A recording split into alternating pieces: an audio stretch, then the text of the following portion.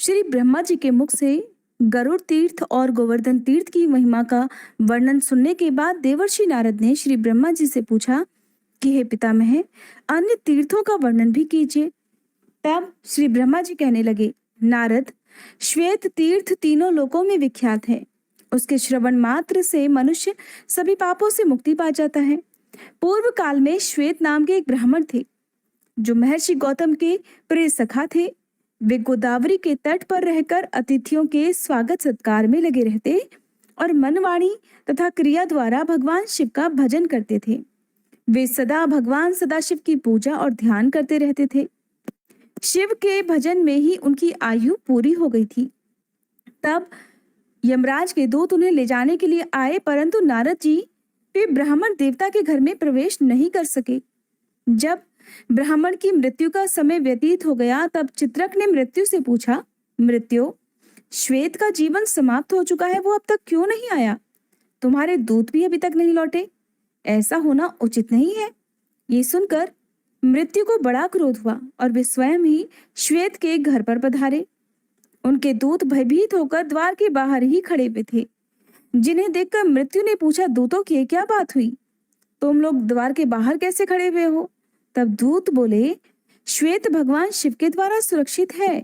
हम उनकी ओर आंख उठाकर भी नहीं देख सकते। जिनके ऊपर भगवान शंकर प्रसन्न हो जाएं, फिर उन्हें भय कैसा? तब मृत्यु ने अपना फंदा हाथ में लेकर स्वयं ही ब्राह्मण के घर में प्रवेश किया। ब्राह्मण तो भक्ति पूर्वक भगवान शिव की पूजा कर रहे थे।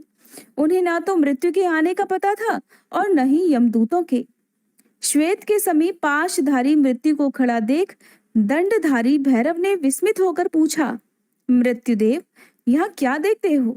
मृत्यु ने उत्तर दिया, मैं श्वेत को ले जाने के लिए यहाँ पर आया हूँ, अतः इन्हीं को देख रहा हूँ। भैरव ने कहा, लौट जाओ।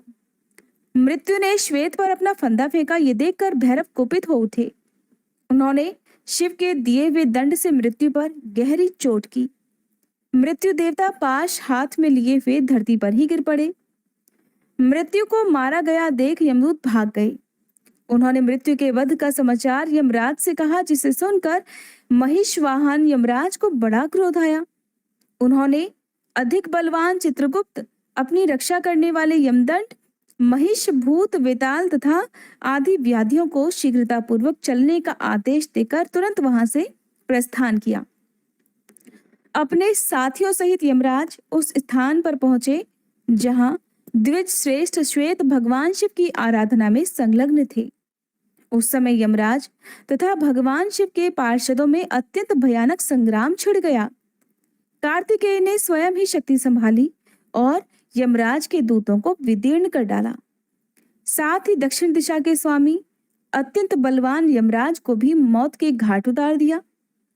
मरने से बचे हुए यमदूतों ने भगवान सूर्य को ये सब समाचार कह सुनाया। ये अद्भुत बात सुनकर सूर्य भगवान समस्त देवताओं और लोकपालों के साथ मेरे समीप आए। फिर मैं, भगवान विष्णु, इंद्र, अग्नि, वरुण तथा अन्य बहुत से देवता यमराज के पास गए। वे गोदावरी नदी के तट पर मृत अवस्था में पड़े हुए थे। यमराज को सेना सहित मरा हुआ देखकर देवतागण भय से व्याकुल हो उठे और हाथ जोड़कर बारंबार भगवान शिव की प्रार्थना करने लगे। देवतागण बोले, भगवान, आपको अपने भक्त सदा ही प्रिय हैं और आप दुष्टों का वध किया करते हैं। संसार के आदि सृष्टा नीलकंठ, आपको नमस्कार है, नमस्कार है। हे ब्रह्म प्रिय, आपको नमस्कार है। देव छिड़का, जिससे वे जीवित होकर उठ बैठे और दक्षिण दिशा की ओर चले गए। गौतमी के उत्तर तट पर विष्णु आदि सभी देवता ठहर गए और देवाधिदेव महेश्वर की पूजा करने लगे। उस समय वहां 1,12,000 तीर्थ एकत्रित हुए थे। इसी प्रकार गोदावरी के दक्षिण तट पर 30,000 तीर्थ एकत्रित हुए। यही श्वेत तीर्थ का पवित्र उपाख्यान है।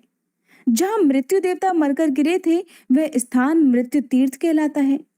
वहां किया हुआ स्नान और दान सभी पापों का नाश करने वाला है। उसके महात्म्य का श्रवण, पठन और स्मरण अंतःकरण के मल को धोने वाला और सभी लोगों को भोग तथा मोक्ष प्रदान करने वाला है। इसके आगे शुक्र तीर्थ है। जो मनुष्यों को सभी प्रकार की सिद्धि देने वाला है। वह सभी पापों को शांत करने वाला तथा सब प्रकार की व्याधियों का नाशक है। अंगिरा और भृगु ये दो परम धर्मात्मा ऋषि हुए हैं। देवर्षि नारद, ध्यान पूर्वक सुनो, अब इनका भी वर्णन मैं करता हूँ। इन दोनों के दो दो पुत्र हुए, जो बड़े ही विद्वान और रूप तथा बुद्धि से सुशोभित थे। अंगिरा के पुत्र का नाम था जीव और भृगु के पुत्र का नाम था कवि।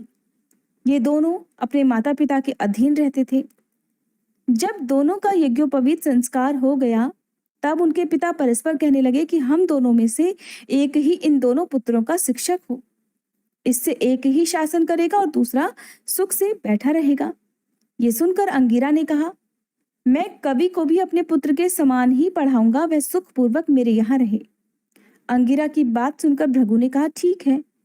और उन्होंने अपने पुत्र शुक्र को अंगिरा की स्वयं ही कृपा करके मेरी ओर देखे। लोक साक्षी शिव, आपको मेरा नमस्कार है। शुक्र के इस प्रकार स्तुति करने पर भगवान शंकर प्रसन्न होकर बोले, वत्स, तुम्हारा कल्याण हो। तुम इच्छानुसार वर मांगो, भले ही वह देवताओं के लिए भी दुर्लभ क्यों न हो। उदार बुद्धि कवि ने हाथ जोड़कर कहा, नाथ, ब्रह्मादि देवताओं तथा ऋषियों को भी जो विद्या प्राप्त नहीं हुई उसके लिए मैं याचना करता हूँ। आप ही मेरे गुरु और देवता हैं। ब्रह्मा जी कहते हैं, शुक्र ने जब इस प्रकार प्रार्थना की, तब देवश्रेष्ठ भगवान शिव ने उन्हें मृत संजीवनी विद्या प्रदान की, जिसका ज्ञान देवताओं को भी नहीं था। साथ ही उन्होंने लौकिकी, वैदिकी तथा अन्यान्य विद्याएं भी दी। जब साक्षात भगवान शंकर ही प्रसन्न हो गए थे, तब बाकी भला क्या रह जाता। वह महाविद्या पाकर शुक्र अपने पिता और गुरु के पास गए। अपनी विद्या से पूजित वे दैत्यों के गुरु हुए। किसी समय कुछ कारणवश बृहस्पति के पुत्र कच्छ ने शुक्राचार्य से मृत संजीवनी विद्या प्राप्त की। कच्छ से बृहस्पति ने और बृहस्पति से पृथक पृथक देवताओं ने उस विद्या को ग्रहण किया। गौतमी के उत्तर तट पर जहां भगवान महेश्वर की आराधना करके शुक्र ने विद्या प्राप्त की थी, वह स्थान शुक्र तीर्थ कहलाता है। मृत्यु संजीवनी तीर्थ भी उसी का नाम है। वह आयु और आरोग्य की वृद्धि करने वाला है। वह स्नान, दान आदि जो कुछ भी शुभ कर्म किया जाता है, वह अक्षय पुण्य देने वाला होता है। शुक्र तीर्थ के बाद इंद्र तीर्थ है। हे नारद, वह ब्रह्म हत्या का विनाश करने वाला होता है। उसके स्मरण मात्र से पाप राशि तथा क्लेश समुदाय का नाश हो जाता है। नारद, पूर्व काल की बात है, जब देवराज इंद्र ने वृत्तासुर का वध किया, तब ब्रह्म हत्या भी उनके पीछे लग गई। उसे देखकर इंद्र को बड़ा भय हुआ। वे इधर उधर भागने लगे, किंतु जहां जहां वे जाते, ब्रह्म हत्या उनका पीछा नहीं छोड़ती थी। तब वे एक बहुत बड़े सरोवर में प्रवेश करके कमल की नाल में छिप गए और उसमें तंतु की भांति होकर रहने लगे। ब्रह्म हत्या भी उस सरोवर के तट पर 1000 दिव्य वर्षों तक बैठी रही। इस बीच में सब देवता बिना इंद्र के हो गए थे। उन्होंने आपस में सलाह की कि किस प्रकार इंद्र प्रकट हों। उस समय मैंने देवताओं से कहा, ब्रह्म हत्या के लिए दूसरा स्थान दे दिया जाए और इंद्र को शुद्ध करने के लिए गोदावरी नदी में नहलाया जाए। इसमें स्नान करने से इंद्र पुनः शुद्ध हो जाएंगे। इंद्र का प्रथम अभिषेक नर्मदा नदी के तट पर हुआ। वहां उनके पाप का मल का शोधन होने के कारण उस देश का नाम मालव पड़ गया। तत्पश्चात वे गौतमी गंगा के तट पर लाए गए। वहां पुण्या नदी के जल में गौतमी का जल लाकर उसी से समस्त देवता, ऋषि, मैं, विष्णु, वशिष्ठ, गौतम, अगस्त्य, अत्रि, कश्यप, अन्यान्य ऋषि तथा यक्ष और पन्नगों ने इंद्र का अभिषेक किया। फिर मैंने उन्हें अपने कमंडलू के जल से भी अभिषेक किया। इस प्रकार वहां पुण्या और सिक्ता दो नदियां हो गई और वे दोनों गौतमी गंगा में जाकर मिली। उन दोनों के संगम मुनियों द्वारा सेवित विख्यात तीर्थ बन गए। तब से उस तीर्थ को पुण्या संगम कहते हैं। सिकता संगम का ही नाम इंद्र तीर्थ हो गया।